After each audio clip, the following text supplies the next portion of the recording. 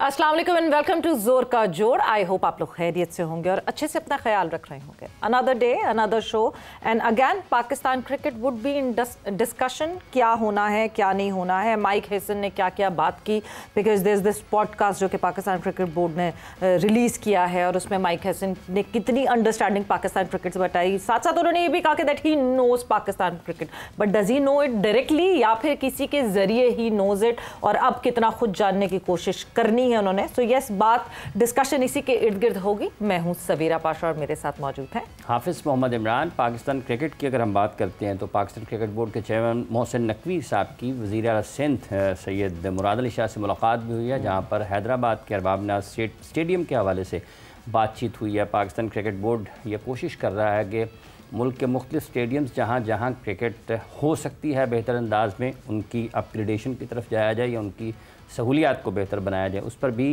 एक अपडेट है। फिर लाहौर कलंदर्स के मालिक chief executive officer Atif Rana साहब नेटली बैकर जो कि कायम मकाम अमेरिकन सफ़ीर है, यहाँ पर उनसे भी मुलाकात हुई है। ट्रॉफ़ी का टूर शुरू हो चुका है और वो अब अमेरिकन एम्बेसी में वहाँ पहुँची है। और उसके बाद एक और चीज़ ये है कि वो ये भी बताया जा रहा है कि कोई लगभग 500 मिलियन से ज़ायद LQ के की व्यूअरशिप हुई है उनके डिजिटल प्लेटफॉर्म्स के ऊपर। ये भी एक अच्छी खबर है। साथ ही साथ पाकिस्तान पैडल फेडरेशन जो है पैडल टेनिस की, उन्होंने अपनी रैंकिंग जारी की है। उस रैंकिंग की ख़ास और दिलचस्प बात यह है कि टॉप 5 में माँ और बेटी हैं, यानी कि वालिदा और बेटी टॉप 5 में नज़र आ रही हैं। और उनकी वालिदा जो बेटी है नतालिया ज़मान वो उनसे ऊपर हैं, और जो उनकी मदर हैं नताशा वो चौथे नंबर पर हैं। तो ये एक खुशाइन चीज़ है। पैडल इन दिनों बहुत मकबूल है पैडल टेनिस, और उसमें पाकिस्तान की जो अगर रैंकिंग जारी हुई है उस रैंकिंग में माँ और बेटी का होना, ये इस चीज़ की निशानदेही है कि पाकिस्तान में ख़वातीन के लिए खेलों के मौक़े भी बढ़ रहे हैं और उसमें किसी किस्म की कोई रुकावट भी नज़र नहीं आ रही। रही बात पाकिस्तान क्रिकेट की, इस हवाले से गुफ्तगू को हम आगे बढ़ाएंगे। हमारे साथ स्टूडियोज़ में मौजूद हैं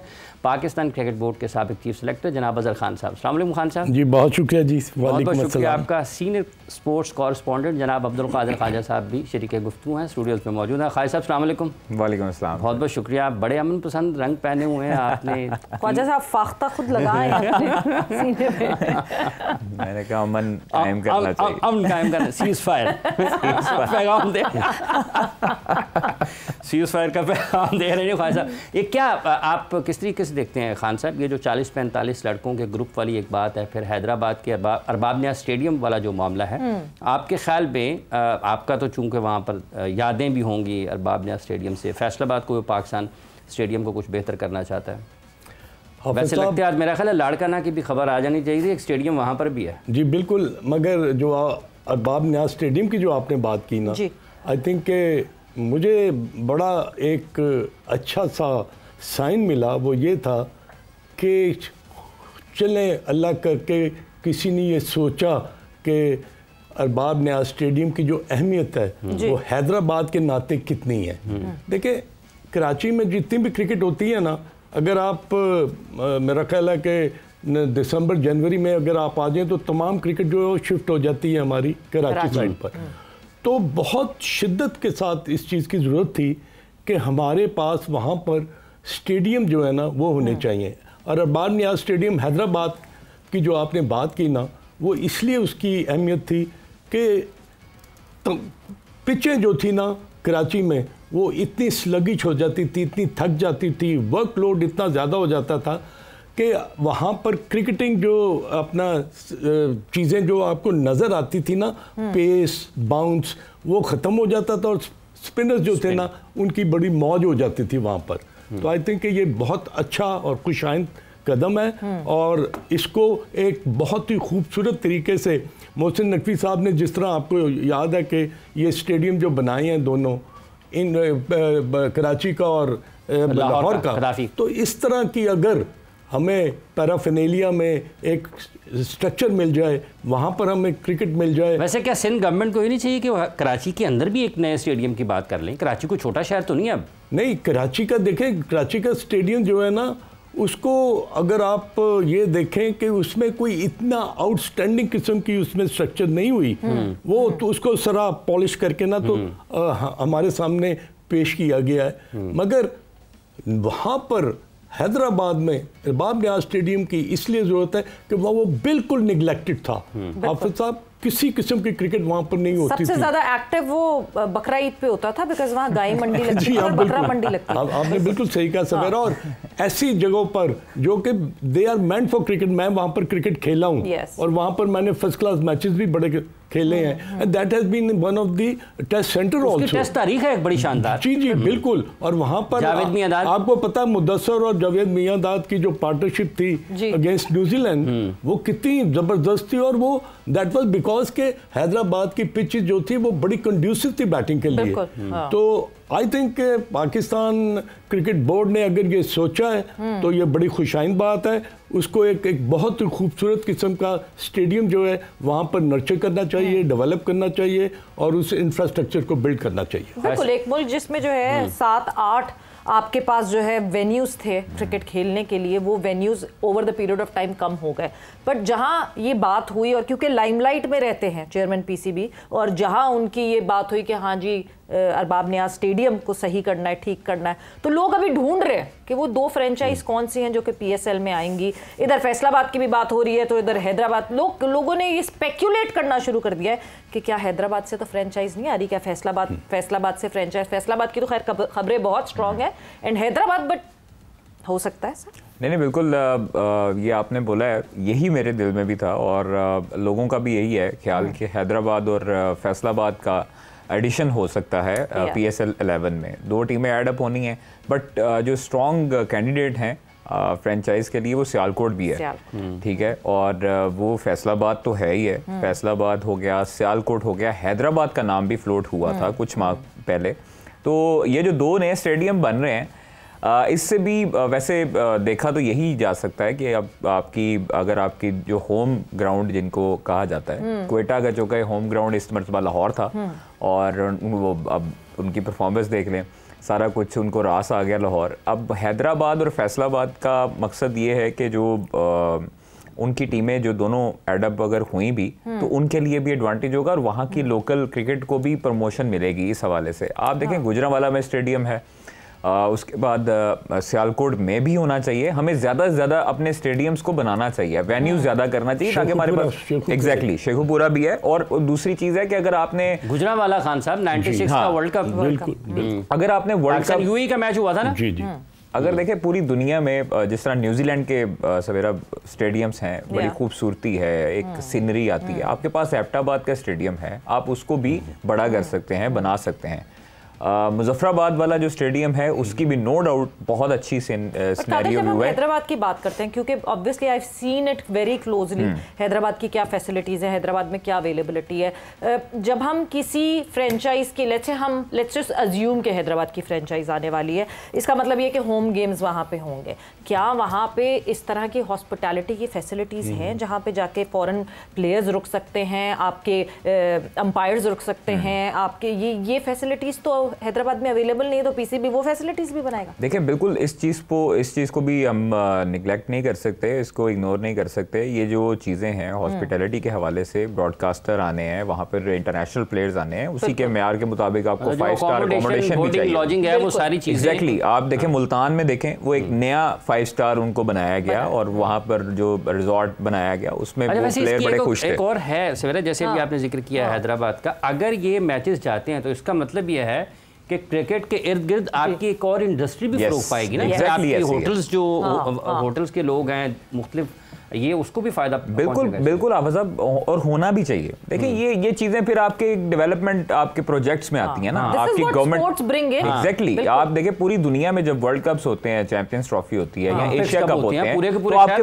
पूरे शहर, आपके पूरे दुनिया से लोग आते हैं। एग्जैक्टली कतर में जो फुटबॉल वर्ल्ड कप, कतर में देख लें, उन्होंने नया बनाया सारा सेटअप, नए अपने उन्होंने स्टेडियम्स डेवलप किए। और आप क्रिकेट ने भी बनाया ना न्यूयॉर्क, देखिए एग्जैक्टली, वो चाहे पोर्टेबल थे, वो चाहे उसके बाद जो है उन्होंने खोल दिए, लेकिन अवाम देखे पूरी दुनिया से गई वहां पर मैच देखने, चाहे दूर है या नहीं है। इससे वैसे वो जो नसाओ जहाँ पे नासो काउंटी जो थी वो बहुत दूर था, हालांकि मतलब सिटी के अंदर पिचेस पक्की हो गई हैं।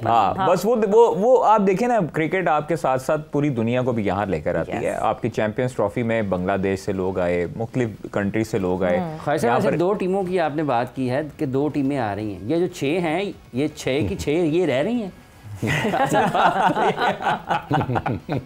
देखिए अभी तक तो फिलहाल रह ही रही हैं। हाँ। और मुझे एक स्टेडियम से वैसे आतिफ साहब ने कहा था कि 20 साल का कॉन्ट्रैक्ट साइन हो चुका होगा, 10 के अगले 10 साल के लिए। जो फ्रेंचाइज 3 मरतबा ट्रॉफी उठाए वो छोड़ेगी PSL को। मतलब पूरी दुनिया में उसकी पहचान है। आप वो देखें कि लाहौर कलंदर खास तौर पर पूरी दुनिया में उसकी फैन फॉलोइंग है। हम जहां भी जाते हैं मैचेस की कवरेज के लिए, सवेरा भी जाते तो वहां लोग लाहौर कलंदर्स के मदाह वहां पर मौजूद होते हैं। अब कराची वाले नो डाउट, अब कराची ने इस मरतबा इस सीजन में बहुत अच्छी परफॉर्मेंस दी। जब परफॉर्मेंस आप अच्छी देंगे तो आपके मदाह भी पूरी दुनिया में होंगे। मेरा स्टेडियम की चूंकि बात चल रही है, तो स्टेडियम के हवाले से अगर हम पेशावर का स्टेडियम देखें ना, तो वो काफी अरसे से बन रहा है, बट वो कहा यह जाता है कि वो शहर के बीचों बीच बना दिया गया, वो फीजिबल नहीं है। हाँ, क्योंकि जिस तरह वहां पर ट्रैफिक कंजेशन बात की थी exactly. कि आपको बाजार के बीच में से देखिए वो फिर आपको फिजिबिलिटी ऐसी तैयार करनी पड़ती है कि अगर अब दुबई का स्टेडियम है, ये चूंकि कदाफी स्टेडियम एक पूरा कम्प्लेक्स है, यहाँ पर 2 गेट लगते हैं, वो आ जाते हैं। अब कराची वाला जो है उसमें भी लोगों को हसल होती है, वहां पर लोग इसीलिए नहीं आते, इसीलिए कम आते हैं क्योंकि उनको ट्रैफिक बहुत ज्यादा मिलती है। वहां पर एक लगा देते हैं। रावलपिंडी में वो भी शहर के अंदर है। अब चूंकि इस्लामाबाद में चेयरमैन साहब ने कहा है कि इस्लामाबाद में नया स्टेडियम बनाना है, तो वो नो डाउट अच्छा एक लोकेशन होगी, बट आपको जब भी स्टेडियम्स बनाने पड़ते हैं या एयरपोर्ट होते हैं तो शहर से बाहर होते हैं ताकि लोग आसानी से एक ट्रिप मनाने जाएं। और वहां पर दुबई फौरी तौर पे क्यों याद है ये बताने के लिए? सर दुबई का देखे ना, एक्सेस लोगों की वहां पर चूंकि रश वगैरह होते हैं, सारा कुछ होता है। अब जिस तरह वो इंग्लैंड वाला रश हुआ है और ओवल में जाते हैं वो साइकिलों पे गए, ठीक है, और उनके बोर्ड ने लगाया भी है, मतलब वो सारी चीजें बताई, लूपवुड और ये लोग गए। हाँ, लोग हैरान हो गए कि ये जो है वो इंटरनेशनल, तो वो इसीलिए है कि अब वो तो पुराने वहां पर लॉर्ड्स हो गया या ओवल हो गया, वहां पर बने। अच्छा, जैसे स्टेडियम्स की बात हो रही है खान साहब, आप समझते हैं जैसे भी हम कराची की बात कर रहे हैं, जैसे ख्वाजा साहब ने जिक्र किया कि लोगों को आने में मुश्किल होती है, कराची में भी एक और नया स्टेडियम होना चाहिए शहर से बाहर की जब बात हो रही है। तो अगर सिंध हुकूमत हैदराबाद की तरफ जा रही है तो कराची के बारे में भी सोचा जाना चाहिए। अब पता मेरी थिंकिंग डिफरेंट है। वो इसलिए कि एक ऐसा पैराफिनीलिया है 100 स्क्वायर माइल्स का कि जहाँ आपके पास 4 स्टेडियम है। किसी ने सोचा कि उन स्टेडियम पर अगर हम वो कराची वाले इन पंजाब अब आप कदाफी स्टेडियम ले लें, उसके साथ गुजरवाला ले लें, फैसलाबाद ले लें और शेखुपुरा ले लें। आपके 4 स्टेडियम ऐसे हैं जहां पर टेस्ट क्रिकेट हुई है। एंड इवन के सरगोदा को भी अगर आप लेना, फ्लड लाइट है। यस, एंड और सबसे अच्छी बात यह है कि सरगोदा में इतना जोश और वलवला है क्रिकेट का कि मैं आपको बता नहीं सकता। मगर क्या वजह है कि वहां पर लोग क्यों नहीं तवज्जो दी? इसलिए कि वो एक किस्म के स्टेडियम को बिल्कुल निगलेक्ट करके ना, गुजरवाला निगलेक्ट कर दिया, शेखुपुरा निगलेक्ट कर दिया, फैसलाबाद चले उसको कोई ना कोई आपको इंटरनेशनल मैच मिल जाता है। मगर अगर 2 स्टेडियम जिन पर आपने इतने पैसे लगाए थे, इतनी मेहनत की थी और वहां पर टेस्ट मैचेस हुए हैं, ये नहीं है कि वहां पर सिर्फ डिफरेंट कंडीशंस हैं। अगर आप कंडीशंस की बात करते हैं, पेस, बाउंस, सीम, स्विंग, आपको इन जगहों पर जी हाँ। अब आ जाए कराची वाली बात पर जो आपने अभी जिक्र किया। कराची स्टेडियम जो है वो ऑब्वियसली उसकी डेवलपमेंट जो है, उसका इंफ्रास्ट्रक्चर जो है जिस तरह भी डेवलप किया वो आपको अब नजर आ रहा है। मगर क्या वहां पर भी एक डिफेंस में एक स्टेडियम है जहां पर टेस्ट मैच हुआ है? सवेरा आप तो वो वाला जो है क्या उसका छोटा है, आई नो मगर साउथ एंड वाला जी बिल्कुल। और मैं ये कहता हूँ कि अगर जरूरत है तो फिर क्यों नहीं लाहौर में भी एक नया स्टेडियम जो है वो क्यों नहीं बन सकता? इतना खर्चा कर दिया अभी अजहर खान साहब उस पे, अभी हम नहीं मैं आपको बताऊं कि 15-20 अरब लग गया ना हमारे 2 स्टेडियम पर या 3 पिंडी को मिला के। तो अगर एक ही स्टेडियम जो कि लाहौर से बाहर आपके इस पैराफिनेलिया में आके आप एक नया स्टेडियम बना लेते तो क्या 5-7 अरब में या 8 अरब में वो स्टेडियम नहीं बन सकता था? वो बन सकता था ना। देखिए जो भी है ये स्टेडियम आपका कदाफी जो है ना, यहाँ भी ये भी अब शहर के बीच में ही है। लाहौर से बाहर कितना बाहर आप कह रहे हैं, क्योंकि अब तो लाहौर ही बाहर इतना होता चला गया है, कितना एक्सटेंड हो गया। अगर 15-20 किलोमीटर के फासले में है, अगर उसका मकसद ये होता है सर कि आपने ज्यादा से ज्यादा फिर वही बात आ जाती है कि आपने अकोमोडेशन वगैरह देखनी होती है, रूट देखना होता है, क्योंकि मुल्तान में काफी हद तक मुश्किल पेश आती है, होटल दूर है स्टेडियम से, तो इस वजह से फिर वो रूट्स वगैरह का भी चक्कर आ जाता है, सिक्योरिटी का भी उस स्टेडियम से, और जब वहां से टीम निकलती तो ऑब्वियसली जो हमारा सिक्योरिटी प्रोटोकॉल है वहां से ही सिक्योरिटी। अब 50 मिनट के लिए अगर आप कहीं का ट्रैफिक रोक रहे हैं तो वो बड़ा, और लाहौर जैसे एयरपोर्ट के शहर साइड पर, एयरपोर्ट के साइड पर ऐसी है बाकी, अगर आप क्योंकि उधर होटल, उसमें भी तो आबादी बढ़ती जा रही है ना। अब आप हाफिज साहब, आप लाहौर एयरपोर्ट वाला पिछले 10 साल पहले देखें, वहां पर कुछ भी नहीं था। और भी काम कर सकते हैं, अब पत्तों की तक लाहौर चला गया है, अब तो लाहौर हम अपनी ट्रैफिक ठीक कर लें बजाय इसके कि पूरे के पूरे स्टेडियम। ये लंदन में कितने हैं? लंदन में 2 हैं, हाँ। दो हैं, लेकिन वो भी है शहर के बीच, शहर के अंदर ही है ना। ओवल से निकले तो साथ ही आप स्टेडियम में दाखिल, तो आपकी टीमें भी तो लेट हुई हैं ना। पर ये कि गद्दाफी की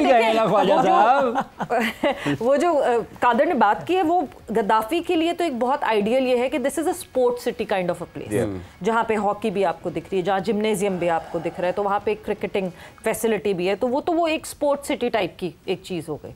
बट यस, कराची का स्टेडियम भी बिल्कुल ऑन द रोड है, और बाकी अगर हम किसी और स्टेडियम की बात करें वो भी ऑन द रोड, इसलिए मुल्तान बेहतर है बिकॉज वो बाहर है। सवेरा अभी हाफिज साहब ने लड़काना की बात की जी, how much money you have spent over there, और वो पीसीबी की मिल्कियत है, और वो किसकी ओनरशिप किसकी है? पीसीबी। और उस वक्त जब उसका इफ्तिताह हुआ था, उस वक्त भी सदर पाकिस्तान आसिफ अली जरदारी थे, आज भी सदर पाकिस्तान आसिफ अली जरदारी हैं। उस वक्त भी सिंध में पीपल्स पार्टी की हुकूमत थी, आज भी पाकिस्तान पीपल्स पार्टी की सिंध में हुकूमत है। नहीं, अब मुझे बताएं कि उस स्टेडियम की क्या सूरत हाल है, क्या उस वहाँ? अच्छा, हम ब्रेक पर जाएंगे, और जब तक जो है क्या सूरत हाल है इस वक्त लाड़काना के स्टेडियम की, उसके हवाले से जरा हम इंफॉर्मेशन गैदर करके और वापस आते हैं ब्रेक पे।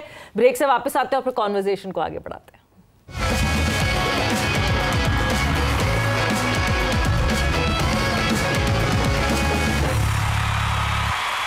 एंड वेलकम बैक टू जोर का जोड़। ब्रेक पे जाने से पहले अपग्रेडेशन ऑफ स्टेडियम्स की बात हो रही थी, मगर अपग्रेडेशन के साथ साथ पाकिस्तान क्रिकेट बोर्ड में एक बहुत, जो भी बोर्ड आया, बोर्ड तब्दील होते गए, लोग तब्दील होते गए, मगर शौक तब्दील नहीं हुए कमेटीज बनाने के। कमेटी पे कमेटी, कमेटी पे कमेटी, एक कमेटी उस पे नजर रखेगी, अगली कमेटी उस पे नजर रखेगी। So another committee coming up, observatory committee का नाम दिया जा रहा है इसको। कादिर, क्या है ये कमेटी, क्या करेगी ये कमेटी, कौन कौन होगा इस कमेटी में?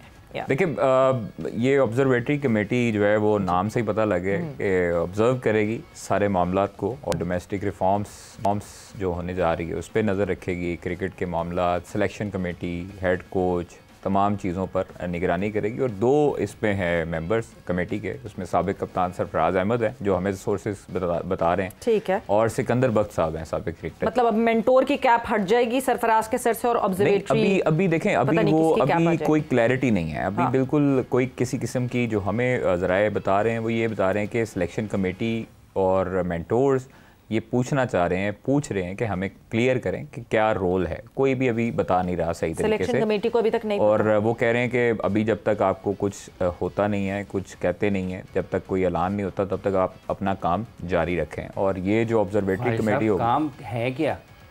खामोशी से बैठ के आप सैलरी लें, काम है क्या?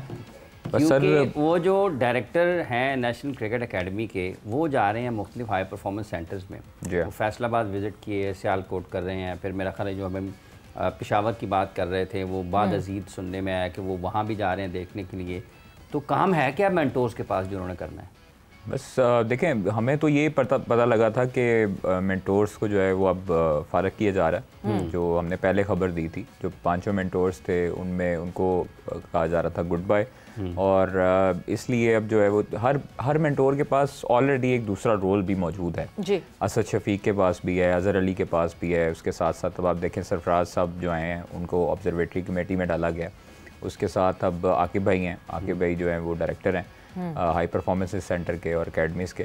तो ये जो ऑब्जर्वेटरी शोएब मलिक ने इस्तीफ़ा दे दिया, उन्होंने जाने वाले जो हैं वो मिसबाहुल हक और वकार यूनुस ही बचते हैं और सकलान मुश्ताक पर, इनके पास कोई दूसरा ओहदा नहीं है, मिल जाएगा इनको भी। और हाँ इंशाल्लाह जल्दी इधर से जल्दी कोई ओहदा मिल जाएगा। अभी मीटिंग वगैरह हुई है इनकी भी। अच्छा। और कोई बड़ा ओहदा मिलने का इनको भी इम्कान है। अच्छा, स्टेडियम नया बने ना बने, ओहदा नया ज़रूर आ जाएगा। देखिए, अब साबिक क्रिकेटर्स हैं, अब वो मेंटोर्स थे और अब चूँकि आए हैं तो क्रिकेट के मामलात पर उनको कहीं ना कहीं अब उनको एडजस्ट करना है और साथ ही साथ उनको रोल कोई ऐसा देंगे, अहम बड़े नाम के साथ साथ कोई ऐसा ओहदा मिलेगा जिससे वो बेहतर बना सकें क्रिकेट को। बहरहाल ये दो जो लोग हैं, एक तजस्सुस है मुझे, क्योंकि दो नाम स्पेक्यूलेट हो रहे हैं इस बात के लिए, अभी आ जाएंगे सामने। एक तो सरफराज अहमद साहब का नाम, दूसरा सिकंदर बख्श साहब का नाम। बड़ी पर्टिकुलरली मोहसिन नकवी साहब ने कहा था वो क्रिकेटर्स मेरी टीम में नहीं होंगे जो टीवी पे बैठते हैं। देखिए, अभी तक ऑफिशियल ऐलान इसका नहीं किया गया, ऑफिशियल जो ऐलान है वो नहीं किया गया, लेकिन जो हमें राय बताते हैं उन्होंने काम शुरू कर दिया हुआ है। और बांग्लादेश सीरीज जो है उस पर जब सिलेक्शन कमेटी ने अपना स्क्वाड बनाया तो वो पहले गया ऑब्जर्वेटरी कमेटी के पास। अच्छा। उन्होंने भी, जो हमें सोर्सेज बताते हैं, उन्होंने उसमें भी थोड़ी सी रद्दोबदल की थी। 2-3 नाम अनाउंस हुई नहीं अभी तक ऑब्जर्वेटरी जो कमेटी है, मगर वो अभी तक काम चल रहा है, अभी तक ऑफिशियल तरीके से ऐलान जो है उसका नहीं हुआ कहीं भी, लेकिन फाख्ता जो है वो उसने पता किया कि क्या हो रहा है, क्या चक्कर है, तो वो सामने आए 2 नाम। सरफराज साहब का ये सुनने में आ रहा था सिलेक्शन कमेटी में वो आ रहे हैं, उनको वो ओहदा दिया जाएगा, लेकिन ऐसी बात नहीं है। वो ऑब्जर्वेटरी सुनने में तो कराची की अकेडमी का भी आ रहा था, सुनने में तो आपको अभी ये भी आ रहा होगा कि वो कप्तान चेंज हो रहे हैं और रेड बॉल का कप्तान चेंज हो रहा है, वनडे का कप्तान चेंज हो रहा है, आगा कोई एक ही फॉर्मेट का बनाया जा रहा है। अभी तक ऐसी कोई क्लैरिटी नहीं है। कौन सुना रहा है इतनी बातें? ये खान साहब, ये जो पाकिस्तान क्रिकेट बोर्ड से एक बात बाहर निकलती है, चंद लोगों को बता के फ्लोट कराई जाती है और फिर शायद रिएक्शन देखा जाता है, ये मतलब क्या चल रहा है? अभी जो कादिर ने बात की है वो ऑब्वियसली वेरी इंटरेस्टिंग कि खान साहब वैसे ये नया रोल होना चाहिए या रोल बैक होना चाहिए? हाफिज साहब, नया रोल और रोल बैक जो है ना, उनको डिफाइन करना बड़ा मुश्किल है। वो इसलिए कि जिस स्कूल ऑफ थॉट के हम रहे हैं ना, वो तो बहुत ही मुख्तलिफ किस्म की सिलेक्शन कमेटी होती थी। स्कूल बंद हो गया है। और वो वहाँ पर तो सिलेक्शन कमेटी जो थी ना, वो डिसीजन मेकर होती थी, और अगर चेयरमैन पीसीबी उसमें कोई चेंज चाहते थे तो वो हो सकती थी, अदरवाइज उनके उस सिलेक्शन में कोई बाहर का आदमी जो है ना वो इंटरफेरेंस नहीं कर सकता था। That was the job description. और प्रोबेबली होम सीरीज जब भी होती थी सवेरा, तमाम जितनी भी 11 की जो टीम बनती थी ना, that was the prerogative of the selection committee. उसमें कैप्टन के साथ बैठकर या कोच के साथ बैठकर आप बात जरूर करते थे, बट इनफैक्ट जो डिसीजन मेकर थे ना, वो chairman selection committee and the selection committee. अच्छा, मैं एक और चीज़ आपको क्लियर करूं। हेड कोच जो है माइक हैसन, ठीक है, वो इसमें कोई शक नहीं है, बहुत प्रोफेशनल है, बहुत अच्छा है और धीमे मजाज का है। वो पाकिस्तानी लड़कों से जो ये अभी 22 लड़कों का बुलाया गया, आज भी 8 लड़के तकरीबन आए। तो कल शाहीन से भी उनकी मुलाकात हुई, कल बाकी प्लेयर्स भी थे, पहले दिन और थे, बाबर को पहले दिन उन्होंने सर्व किया, आज नसीम शाह थे, रिजवान थे और बाकी प्लेयर तैयब ताहिर थे। तो तीनों दिन उनका मकसद ये नहीं था कि किसी के ट्रायल लें। हमारे लोग ना बड़ी जल्दी जज कर लेते हैं किसी भी बंदे को। पहले कहा जाता है कि लोकल कोचेस लाएं, लोकल के बाद गैर मुल्की कोचेस लाएं। अब गैर मुल्की कोच आया है जो अच्छा प्रोफेशनल कोच है, जिसकी टीम जो बनाई गई टीम है विराट कोहली वाली आरसीबी, उसने भी अभी चैंपियन बना है, वो भी इसने माइक हैसन ने ही बनाई। अब उनका ट्रैक रिकॉर्ड अच्छा है हर तरह से। अब वो इस्लामाबाद आई, इस्लामाबाद को भी उन्होंने चैंपियन बनवाया।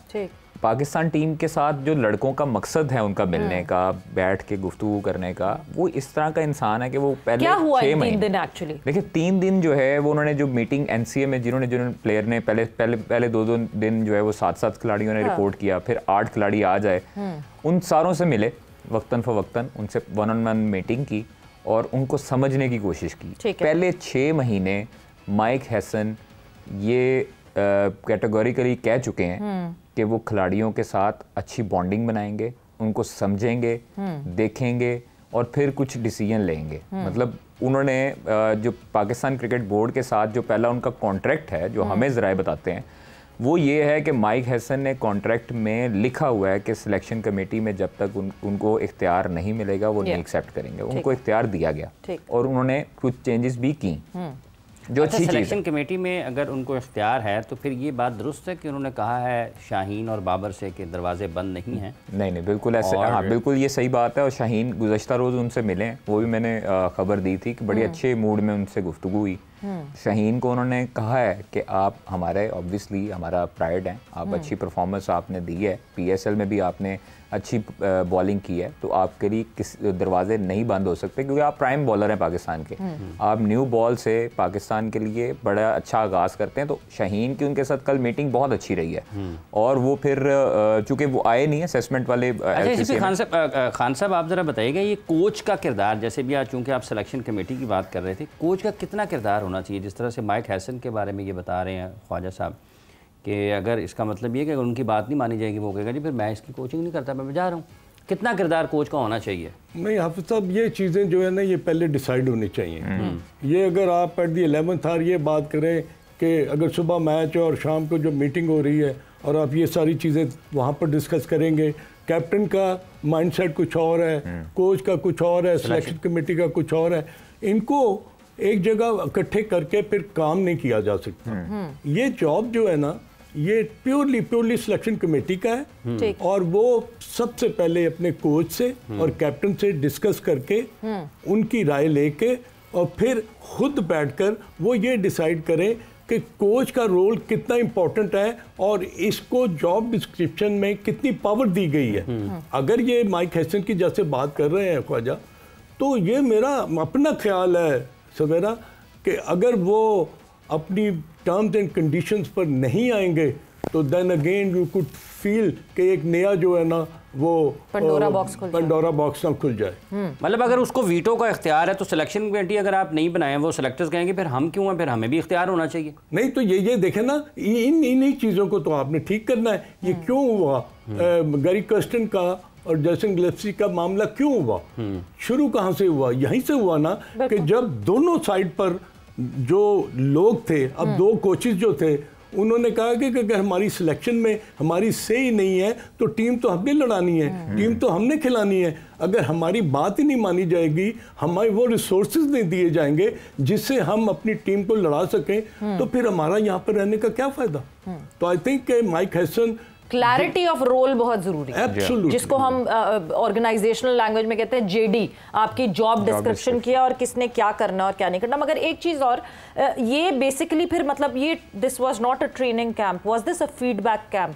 ये जो 3 दिन हुआ ये एक असेसमेंट कैंप था। हाँ, कोई मतलब उनका कोई ट्रायल वगैरह नहीं, जिस तरह लोग उसको ट्रायल्स का रंग दे रहे हैं कि खिलाड़ियों के ट्रायल्स लिए गए, उनको देखा गया। ये बस आप देखें कि Mike Hesson wanted to know them, एक अंडरस्टैंडिंग के लिए ये बुलाया गया लड़कों को। और आप देखें कि ज़्यादातर लड़के वो थे कि जो T20 या भी रिसेंट पास में परफॉर्मेंस दे के रहे हैं। वनडे वाले जो थे प्लेयर, वो भी इसी कश्मकश में थे कि हम शायद इनके पूल खिलाड़ियों और कोच के दिल के रिश्ते को मजबूत एग्जैक्टली होना भी चाहिए। हाफिज साहब देखें, होना भी चाहिए एक हाँ। दूसरी चीज़ है कि लैंग्वेज बैरियर वो ज़रूर पेश आएगा, बट आपके जब कोच ऐसे होता है कि वो दोस्ती की तरफ जाए। मिकी आर्थर ने टीम बनाई पाकिस्तान की जी, उनको सरफराज के साथ जब उनको कप्तान और कोच का एक अच्छा रिश्ता था, जस्ट लाइक सलमान अली आगा और माइक हैसन, क्योंकि ये आपस में भी फ्रेंचाइज की तरफ से इन्वॉल्वमेंट इनकी है।